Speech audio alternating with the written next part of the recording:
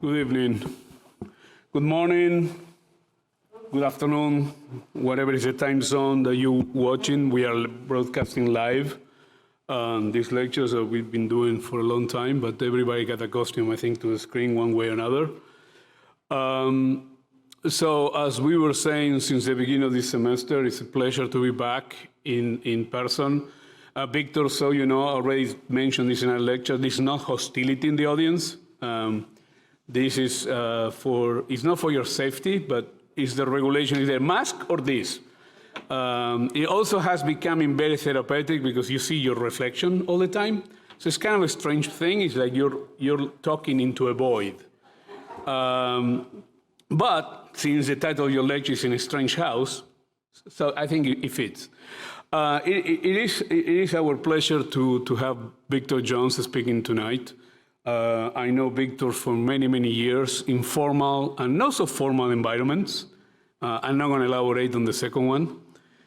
But one of the things I think makes always the lecture series, and particularly tonight, is what constitutes and what makes an architect? What are the things that is in everybody's brain, and how you choose, how you select, how you organize your way to think and navigate the profession, the discipline, and so on. I think Victor is a great example of that multi-understanding and multi-DJing, let's say, elements. He is an architect, he's a teacher, he's a curator, he's an editor, he's an activist, and all of them kind of make sense, and there is coherence is the move from one territory to another one. He did years ago a wonderful exhibition, extraordinary photography of infrastructure in Los Angeles. And his work, I would argue, it has almost like a detective quality, because he tends to focus on things that at first glance you may ignore, but then the way that Victor filters them, it gives a whole new meaning and a whole new logic. So it's a work that really trades on subtleties and nuances more than anything else. Some architects work in a more extroverted way or exuberant way. I think Victor's approach to architecture thinking is different. As I said, it has a kind of a detective quality, almost also like post-analysis of the crime, of a crime scene, and giving new life into that. And I think in that sense, I think in many ways, in my view, it makes him kind of a quintessential Los Angeles architect. It's hard to imagine that will, in a scenario in which the way that to think about architecture and the city that you navigate are in that kind of very interconnecting mechanisms. Because LA, in many ways, is like that. It's a city that is full of close-ups, that you have to pay attention, that you cannot just walk through in a distracted way or drive through in a distracted way. So I think there is parallels and a relation in the way that when you think about the work of somebody like a Rocher or artists or writers of that caliber, that they try to, again, to understand this kind of moments that you have to really be paying attention. So I think his work is full of close reading in all the facets, as I said. So it's not one single body of work, it's multiple at the same time. So I think it's very proper to have him talking in this context, because I think open a whole series of other possibilities.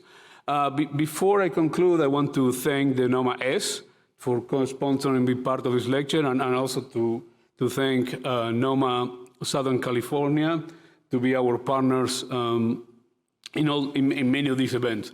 So it's, as said, with a lot of pleasure and happiness that we have, that we want to welcome Victor Jones once again to SCI-Arc. Thank you.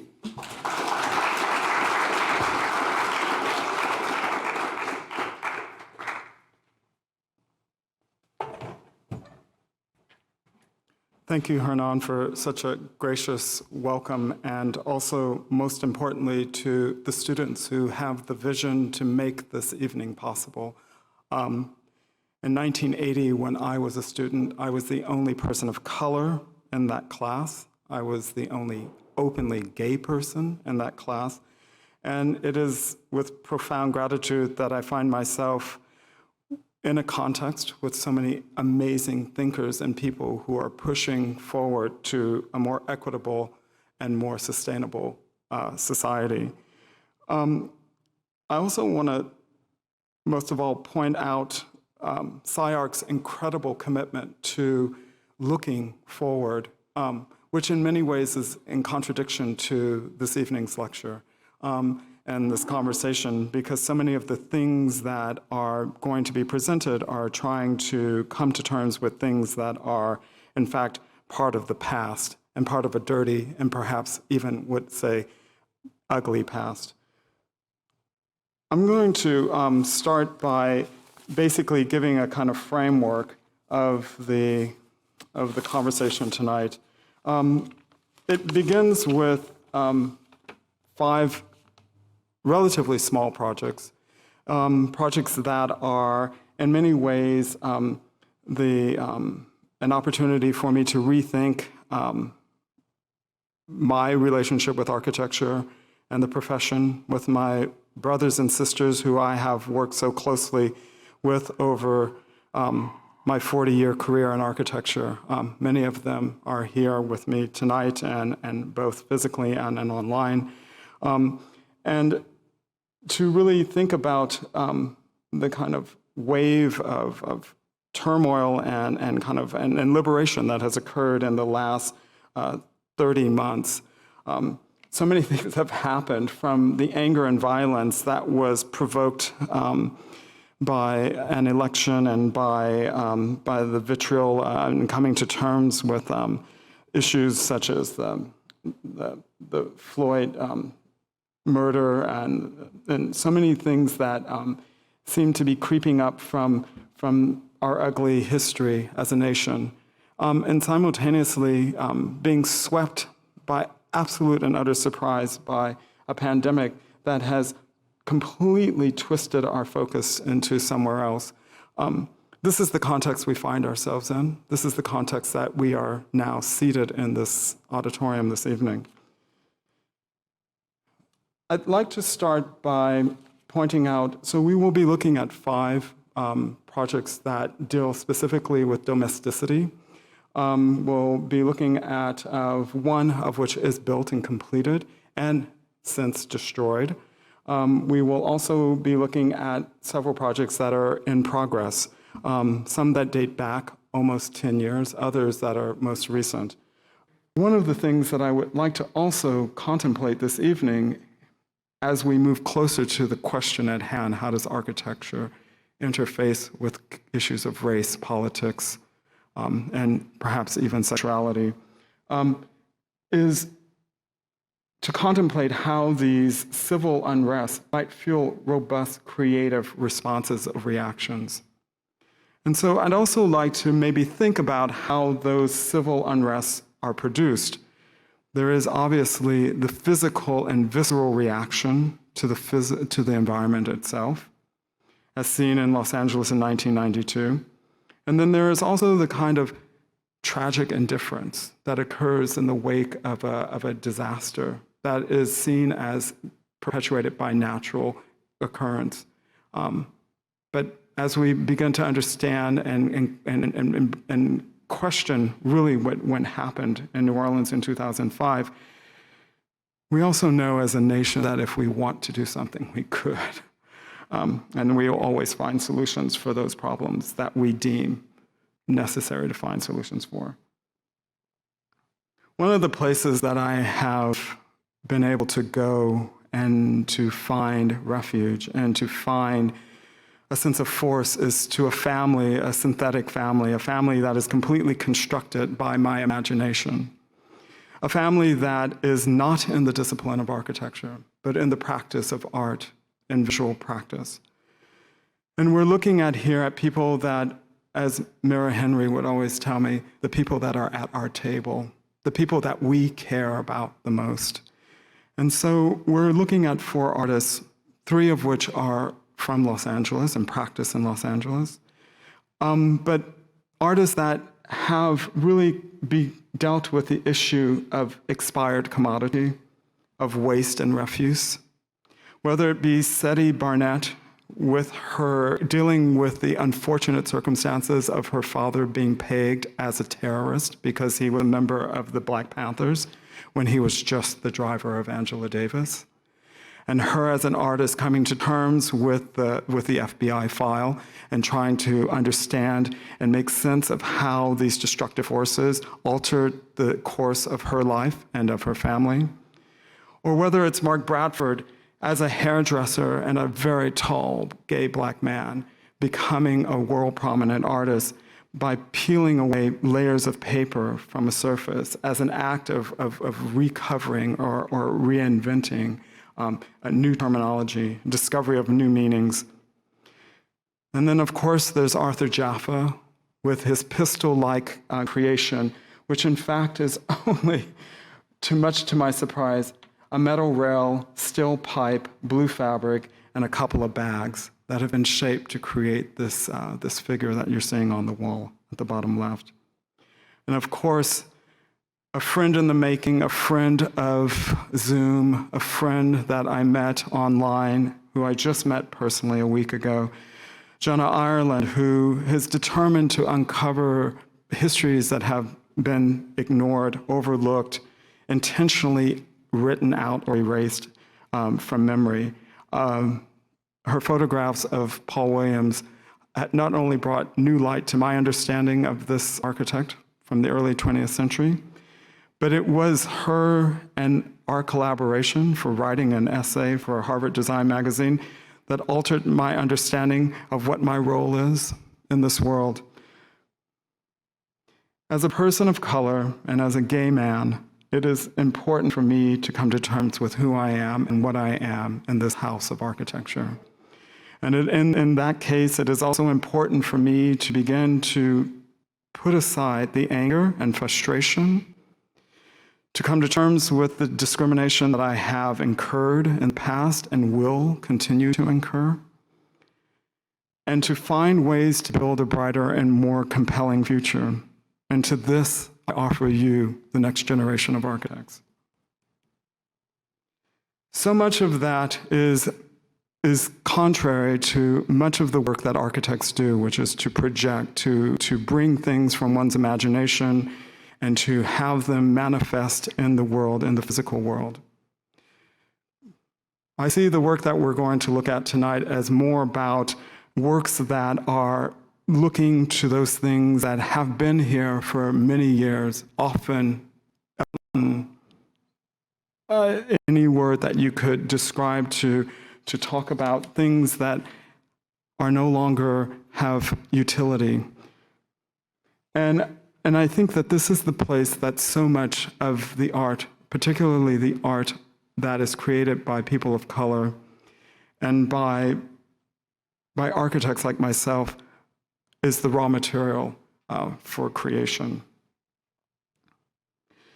So much of that changes the dynamic of the way that we are taught as architects and as educators and as thinkers and as space makers to think that the new is the most important. But I would argue that it is that debris, that refuse that remains, that trace of the past and how to contend with it and how to make sense of it, that is really the true fodder and the real challenge of our job as spatial makers. One of the things that I find most compelling and inspiring is the idea of observation, that documentation rather than imagination may offer more opportunity.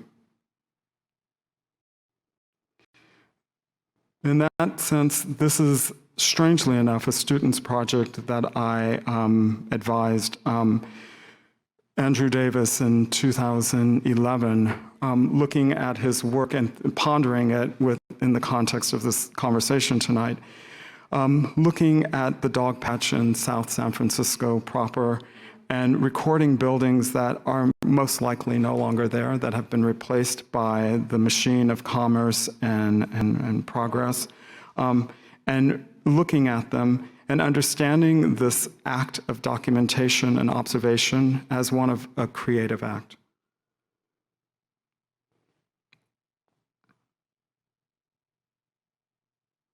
What I find so compelling about these forms, about these drawings, is that they offer new possibilities, new life to things that have been deemed no longer utilitarian.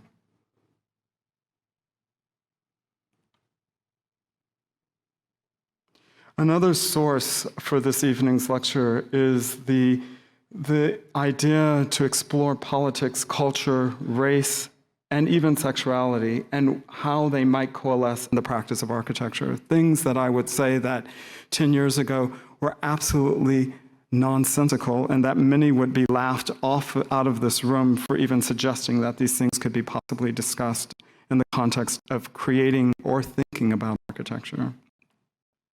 In formal Los Angeles, Space of Politics was an edited publication. It was the first time that I had ever decided to write anything. The motivations were not honorable. It was in the hopes of getting tenure. But nonetheless, it was a voyage that offered me the opportunity to discover new world and to break existing boundaries, both in my own limited imagination, but also to make new friends. And to see the world as a different place.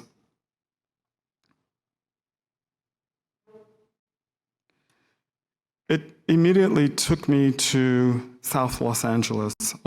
This is a project that in many ways is dear to my heart, not only because of the excitement and also the tininess of it, but because it brought me to a place that I don't think that I would have gone to otherwise. Watts House Project was a nonprofit organization that was intent in bringing the arts to, or at least sustaining the idea of arts in South Los Angeles, in particular Watts. This is catty corner to the Watts Towers. Watts House Project is the offspring of Rick Joy's Project Row Houses in Houston. He collaborated with the Los Angeles-based artist Edgar Arsenault. And we found ourselves in the most Los Angeles set of circumstances at an LA Confidential cocktail party in Beverly Hills. And I decided to go up to Edgar and tell him that I'd just come from New Orleans and was interested in doing something that made me remember my fond memories of New Orleans and the kind of the space and experience of that city. He said, I just have the perfect project for you. I'm going to take you to 2 row houses, catty corner to the Watts Towers. You're going to see 2 shotguns that are reminiscent of New Orleans, and you'll feel perfectly at home. And that's exactly what happened. With all of that being said, it was also a place that seemed to perpetuate myths that I felt uncomfortable with, that had to come to describe my people and hence myself. It's a place where over half the families live in poverty. 64% of the residents do not have a high school diploma. 21-year-olds is the median age for residents in Watts. I guess that means big families, huh? And the average income per capita in the year 2000 census was $6,600 a year. It's also a place that has been scarred by willful interventions of infrastructure. And so this plot plan on the left and the aerial photograph show the proximity of things to one another. We see railroad tracks, tramway tracks, industrial service tracks and roads, contiguous to the Watts Towers. We see the scarring of commerce and progress and turning a blind eye to the people that perhaps are living nearby. As a means of defining one's own territory or creating a sense of home or place, what seems to prevail on the foot are fences. Fences that somehow define a place or a sense of place.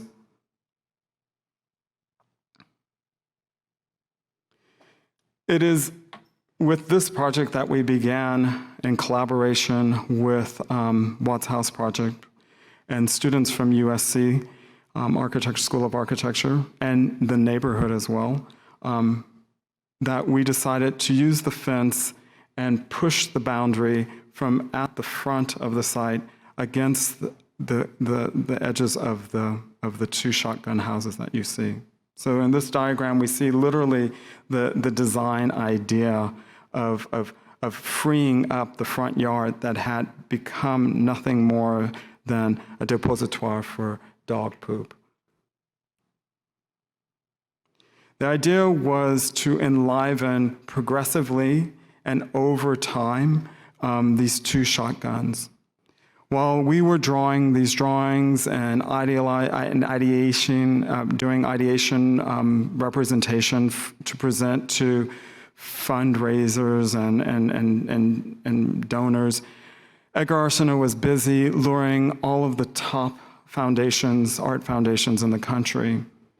And so there was a confluence for about a year of the Getty Foundation, the MacArthur Foundation, the Graham Foundation, all finding themselves here, feeling really good about themselves, that they're going to do something good and meaningful for the community. They all came with opinions, too.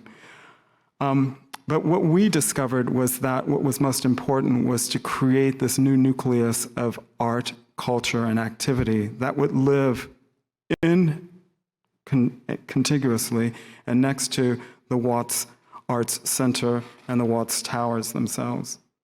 We imagined a situation with a minimal intervention, and in many ways we gleed at the idea that it would be boring and non-intrusive, that it would be an architectural proposition that would almost go ignored or unnoticed. And what we thought was that it would share many of the qualities of the shotguns themselves. Like the shotguns, would be white. It would be painted white. It would be pressed tightly against the skin of these existing shotguns. And yet it would also offer space to the neighborhood and to activities and to programming for the Watts House project along 107th Street. And so what you see here in this kind of like stippled hatch is these redefining and reconfiguring of space when things were to be opened or closed, this thin veneer that was to be pressed against the two shotgun houses.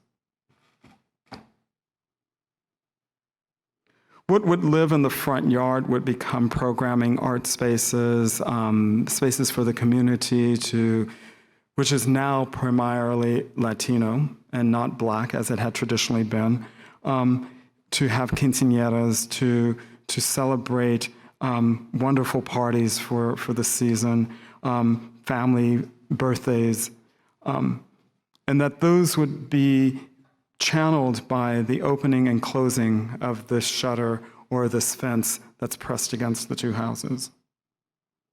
It would also offer an opportunity to tell the neighborhood, to signal to those passerbys whether something was opened or closed. And it would also protect or give a sense of protection to those that were working, sleeping, residing on site.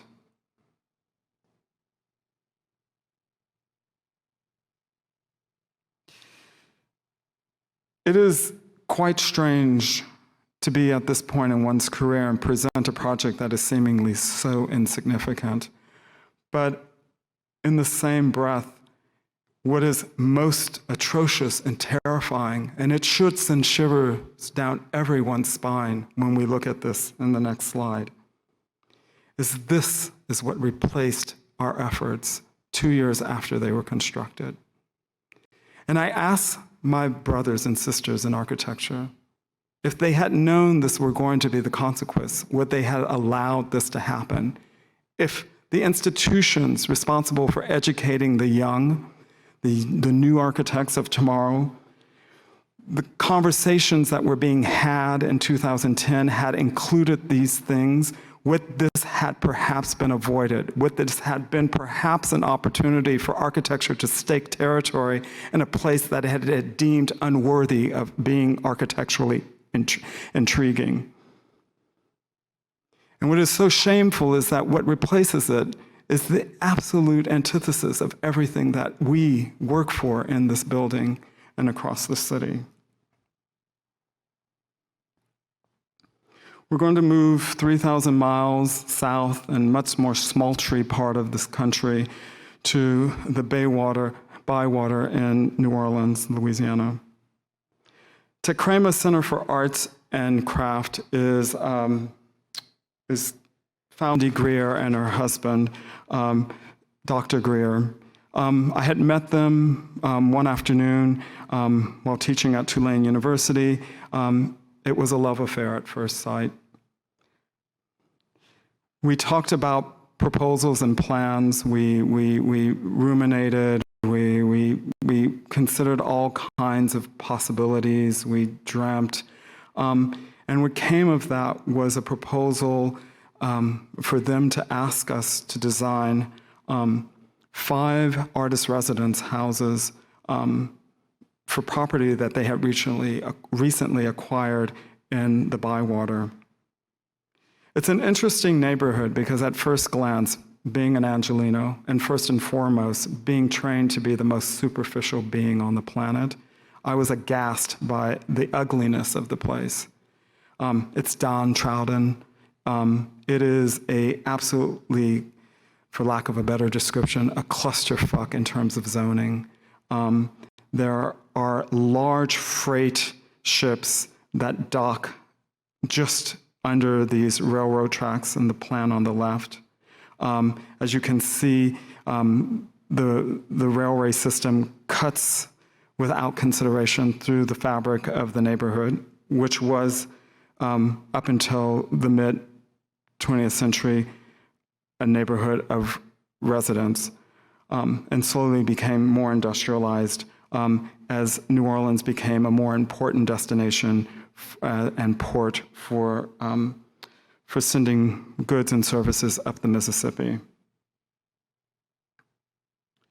It's in this context that we found ourselves most intrigued that somehow we were living in this less than favorable, less than beautiful, less than ideal set of circumstances, or so we thought, less than ideal set of circumstances, where industry and domesticity were living side by side, and often in cases where family-owned businesses would build large warehouse structures in hopes of sustaining the family business next to them. And we found this peculiar and kind of strange juxtaposition between industry and the kind of housing vernacular of shotguns and decorated sheds of New Orleans to be very strange and very weird. But we also imagined, in a kind of curious way, what if they were to have a baby?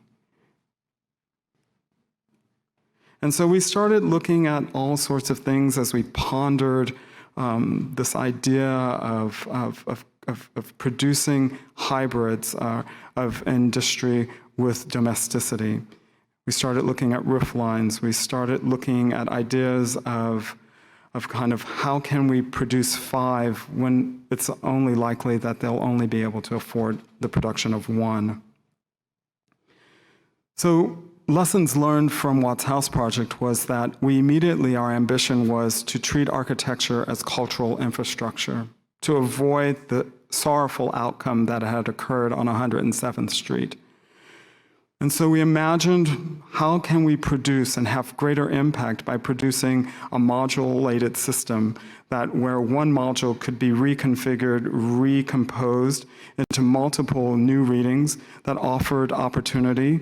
One, if you've done one, why not do several? And it perhaps would give us an opportunity to actually make good on the ambition of creating 5 artist residence houses for these 5 individual sites. We talked endlessly about roof lines and dilemmas about, does it look too geometric for 2010 when everything was amorphous and curvilinear as software were emerging? We talked about water lines and the way things would sit on the earth. We talked about color and the lack of. We talked about how to feel dignified but not have cash in your pocket. We talked about who would the artist be when they come.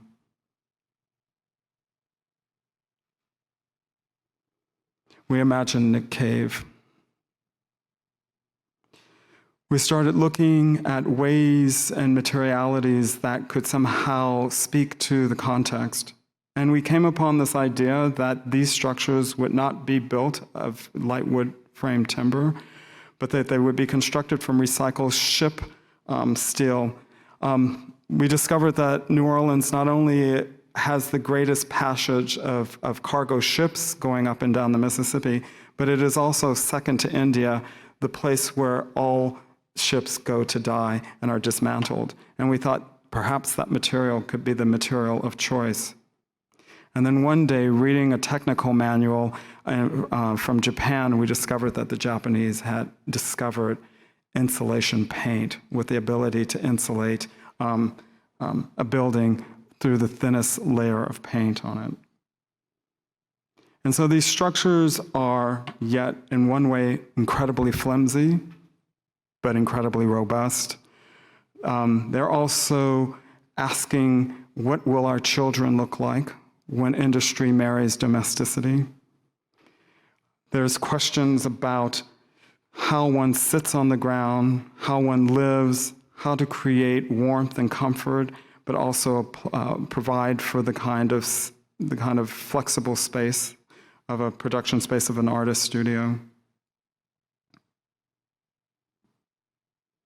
How can one rethink the porch? How does one begin to be okay with things that look like towboats? Or even modular trailers or modular homes. We asked ourselves, how do we engineer this? How is it made? Is it fabricated on site? Is it shop manufactured? What is the sequencing of things? But those are the conversations of architects, and what we're here to discuss is not architecture du jour. We're here to discuss the issue of politics, culture, and race within architecture. This is an interesting project, and so this is a strange place to be when you are brought up in a family where all of your brothers and sisters are white. And it's great in 2021 to pick the one that you truly love. And I would have to say that John Haydock has become an incredible inspiration to us, not only because of his uncanny poetry and ability to provide soulfulness to a place, but also because there's a story behind every project that we create. This is a project for a couple in Echo Park. It's a very simple project. All of us are doing these in this room right now. It's an ADU placed at the rear of a site. This is a couple that has been together for 42 years. He was 24, German, a plumber. He lived 2 houses down. She was a school teacher, Jamaican. Go figure what happened. So in many ways, these 2 figures on the site and the image on the left represent the individuals or the clients that are the sponsors of this project. And in many ways, they fit perfectly together, one gabled, one inverted. The idea is to create a place not only for them to be able to exploit or maximize the economic potential of the site, but also to understand how this project could be with them till the end, and how this ADU would be a source of sustenance for not only the family that grew up in this house, the grandchildren, but for the caregiver that would one day need to be there for them. We're going to move quickly over to Alpine, Wyoming, in a very different place, in a very different setting, and a very different set of circumstances. This is for a project of a Black entrepreneur and billionaire. And it also speaks to an incredible fortune that arose out of the last few years of turmoil, social, but also public health turmoil. I had been working with a very good friend, Clover Lee, the sister of Mark Lee, working on a project for a Chinese billionaire, and had encountered a gay contractor and a very rich Black man. And the two combination made me realize two things. And I learned so much from this. Not all Black people are poor. Not all Black people are uneducated.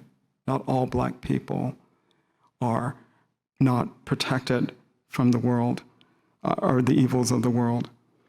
And in this regard, I think, as we often want to do as Americans and as thinkers and as academics, is be reductivist in our thinking and to kind of pigeonhole the sort of circumstances, it made me realize that the world is a very complex place. And so what this project represents is not so much its architectural prowess or its like formal invention, but the idea that there is opportunity in places that you would least expect. The project is for a man, his plane, his 3 cars, and his occasional family. The project is 30,000 square feet. The project is not environmentally friendly. But what it does represent is that it challenges every stereotype that I, like my brothers and sisters, had been conditioned to believe. And what it represents for those that are yet to become architects, that are in this room or online, is that don't limit your imagination, as I had for so many years.